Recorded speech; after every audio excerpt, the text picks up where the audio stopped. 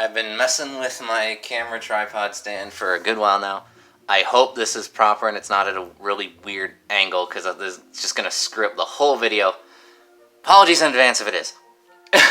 Anyway, welcome back, guys. I'm DreamSword, and at the time of this recording, no one else seems to want to review this guy, so I guess I will. Today we're going to look at the Bring Arts Dragon Warrior 3 Erdrick figure, which is one I was actually really excited about, and what a coincidence it arrived on my doorstep same day as the the reveal of who got into Smash recently, right? So, let's take a look. Now, different from usual, we're looking at the back of the box first, which you can see it has all the general info stuff, and then it has some cool poses you can get Erdrick into. And now, for the side, we have Dragon Quest III, the Seeds of Salvation Hero, which is the official name of the figure. English, Japanese, all that. Other side, same thing. Bottom, just a logo. And on the top, we just have Dragon Quest Bring Arts. And for the front, look at that awesome design.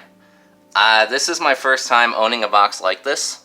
Fun fact, I've never had one where you open it up and then there's the window, but yeah, on the top you can see Dragon Quest III, the Seeds of Salvation, Bring Arts, all the cool decals. I imagine this is a quality sticker, like how Bandai Spirits does, I'm assuming. I don't know for sure. Fun fact, this is actually my first Bring Arts figure ever, so it's something new and exciting for me too. So you can also open it up, and right there you're greeted with Erdrick with all his awesome accessories. And on the side here we get a little excerpt. So I don't know if you guys can really make that out, but I'll just read it for you real quick. We have the Japanese and the English. That's something interesting to me, is that they include both. Like, they know people are going to buy these in both regions. But anyway. A world threatened by the archfiend Baramos, the master of darkness bent on world domination. Ortega, the far-famed hero of Alahan, departed on a journey to defeat Baramos soon after being blessed with a child, only to disappear and never be heard from again. Years later, on the morning of his 16th birthday, Ortega's son is charged with an important task by the king of Alahan himself, to tread in his father's footsteps and slay the archfiend Baramos. Our young hero's quest to save the world is about to begin. Yeah, dude, this brings back memories. Fun fact, Dragon Warrior 3 for the Game Boy Color, one of my first ever RPGs. So, yeah, this holds a special place to me, and I was very happy when it was revealed that the Dragon Quest hero, not just one of them, but all of them, well, almost, are going to be playable in Smash. So, let's take this guy out the box and take a closer look at him. Actually, before we do that, real quick, because I only just now noticed this while recording. So when you take him out of the box, you got the Dragon Quest Bring Art symbol and all that, right? But now I don't know if you'll be able to see it very clearly with how crap the camera is and also the reflection, but on the inside, you have the instructions. I don't know, maybe you can make that out? Probably not. Oh my god, you can slip this out, I'm an idiot. Okay. I didn't notice this, guys, I'm sorry. Come here, you. Yeah. So, okay, you know what? That kind of makes up for it if you can just take it out and then read it this way, although I probably shouldn't have pulled it out. It's going to be a bitch to get it back in, but yeah, it gives you the instructions on how to attach all his accessories and change them out and stuff. I like how they actually show you, like, right there on top how you do the swords. And also, speaking of the sword, speaking of the sword, right there, how they tell you how to do the sheath and all that. That's pretty cool. Okay, so, sorry about that, moving on. Okay, so now here he is, right out the package, and if he's, looks like he's standing a little funny, well, there's a reason for that, but we'll get into that later. So, aesthetics-wise, I gotta say, they captured Akira Toriyama's artwork perfect. Like, this guy looks right out the box art. Although, I guess, if you want to be technical, his hair should be a little darker, I guess, but I'm not really picky about that. But yeah, you got all the iconic pieces of his outfit right here. And I know for some people, just to address it, oh, peg hole right there, but address it right away, yeah, this is a plastic cape, this isn't a wire cape.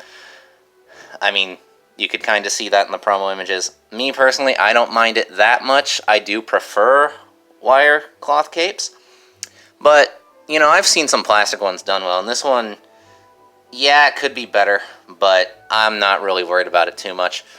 But yeah, aesthetics-wise, like maybe a little bit more paint shading would have been cool, but like otherwise, no, I think this dude works really good. I think they captured him perfect, and considering it is Square-enix, emphasis on the Enix parts, the people who made this stuff, if they didn't capture it properly, there'd be a bit of an issue. So what accessories does this guy come with? Well, he comes with the basic stern head that you see on him. He also comes with a shouting action pose head and also a smiling head. He comes with a slime enemy to fight, which I think is really cute.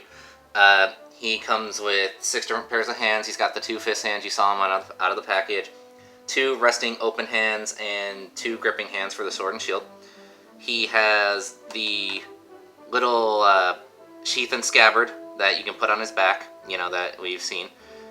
And speaking of, you know, swords, he's got the basic iron sword and shield that you see on the box art. And last but not least, my favorite accessories, the Sword of Kings and the Shield of Heroes. And these look really good. I love how these looked out. Actually, did I say last? I didn't mean to say last, because there's one other accessory that I think is actually way more important than even them. And it is an alternate skirt piece. And it's really weird to put on. I'll show you how to do it in a second. But yeah, honestly, for more skirted heroes, like say Link and stuff, I wish they actually would come with other ones like this, so that way you can get them into more action poses and whatnot, you know? So that's actually really cool. Now, granted, you could argue it needed to be done a little bit better than what it was, but, well, you'll see as we go on. So, yeah.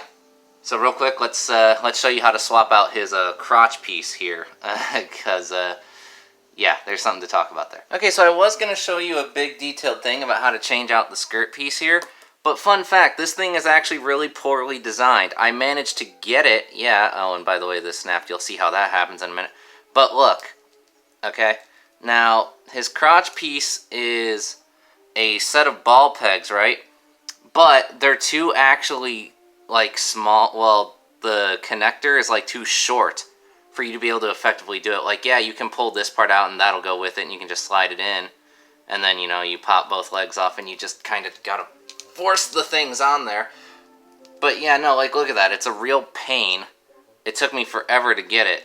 And even when you do get it, it's kind of not even really worth it in the end. Like, oh my god. So yeah, this was a cool idea, but really poor execution. I don't know if I'm properly displaying how frustrating and not worth it this is. There we go. But like here, with just his bottom half. Okay, you'd think that'd be good for action poses and stuff.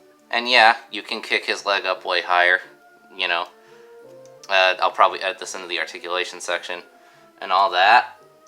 But in the end, Jesus Christ, it is so not worth the hassle.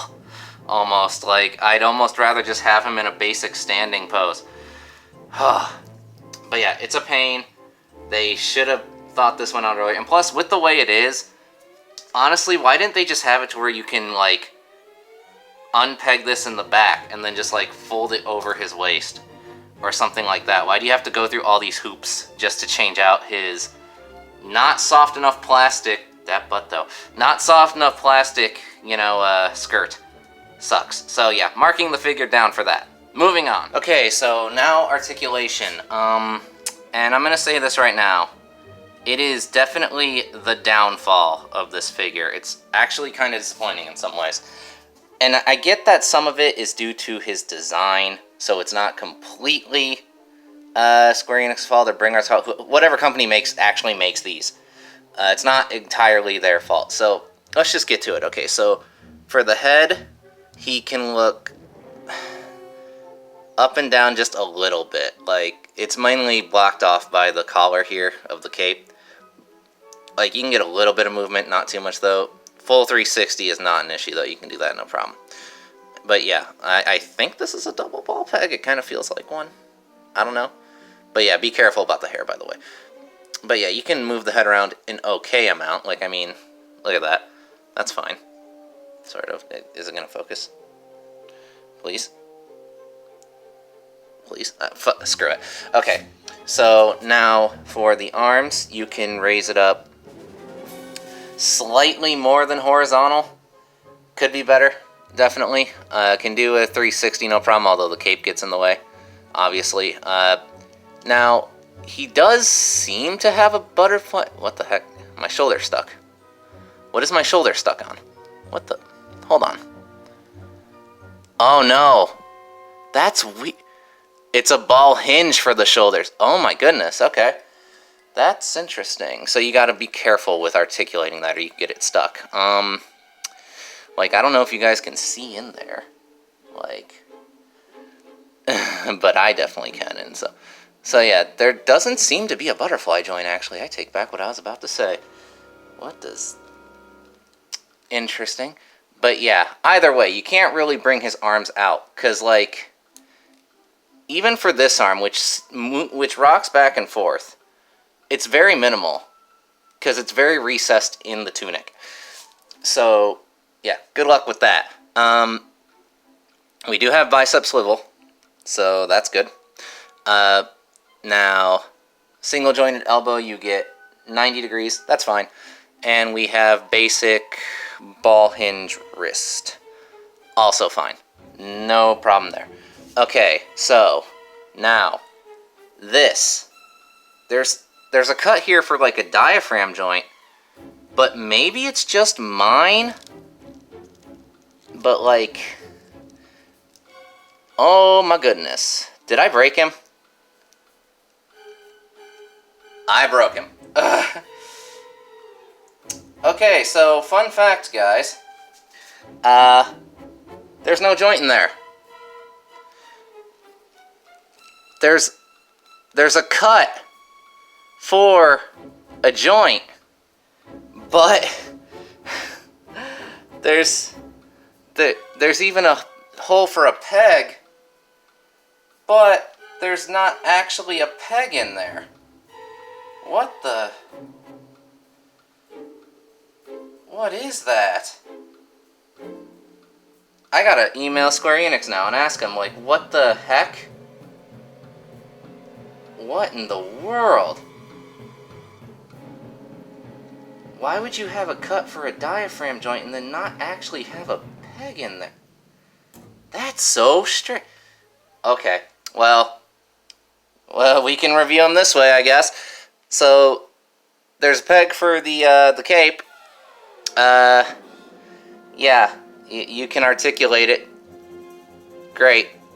Fucking Erdrick is dead, all because of me or something. Also, before I move on, I kind of got distracted by the fact that this thing doesn't have a diaphragm joint peg. Yeah, waist twist. It works fine. For what it's worth, I guess. Now, moving on. Now, the skirt is kind of soft, but not really, and as we pointed out earlier, that thing's weird. Can he split 45 degrees? That's fine. He can kick forward an okay amount. Double jointed knees go all the way back. That's pretty good. No boot cut swivel. Hinge back, hinge forwards, got a toe hinge. And ankle pivot, non-existent. Straight up non. Nope. So, yeah. How far back can he kick? Not too bad. But, yeah. So, I'll show you the leg articulation with the other skirt. But, yeah, this is the first time I've had a defect like this. Holy crap. So, I don't know. This review might be on hold depending on what I decide to do. I don't know if you guys will get pictures or not, but, we'll frickin' see. Moving on to height comparisons, can I even balance him?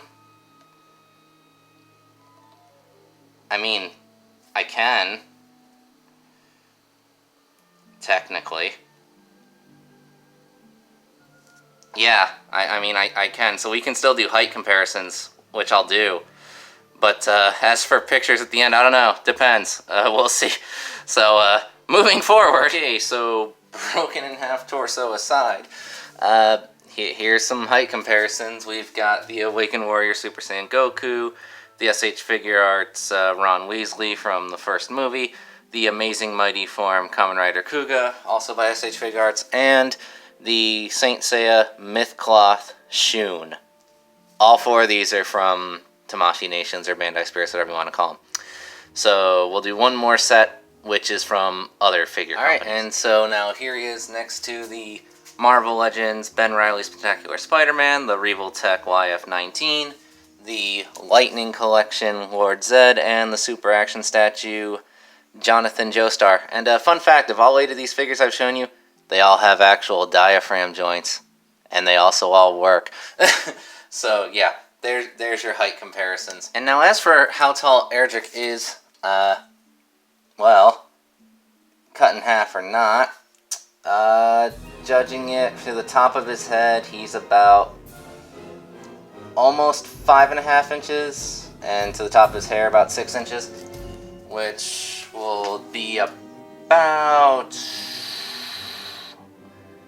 14-ish centimeters. To the top of his hair, about 16 inches. So yeah, guys, that's gonna basically be it for this review. Well, what else can I really say? If it weren't for the fact that this guy, I really hope this is just mine. I hope they're not all like this. But yeah, I would have given this figure a pass based on aesthetics and accessories alone, if not for this.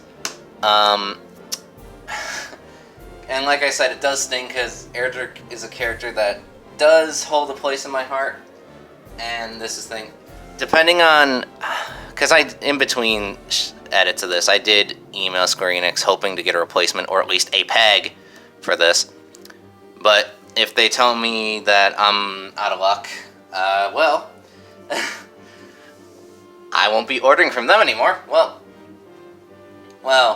not directly from them anyway. But, yeah. Hopefully, again, this is just mine. I've heard Bring Arts has QC issues. Well, here's my proof.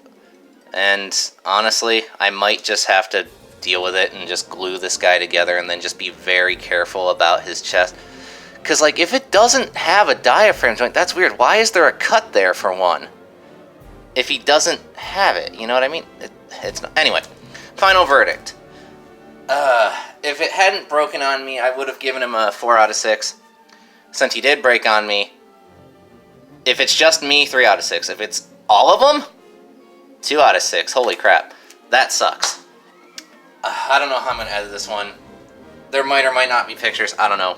We'll see. But hope you found my review helpful. And if you have any recommendations for me on how to improve the quality, or if there's something I forgot and you want to ask me about it, I'll answer you in the comments. So yeah, just comment down below what you want to hear from me. So yeah, till next time, guys, take care.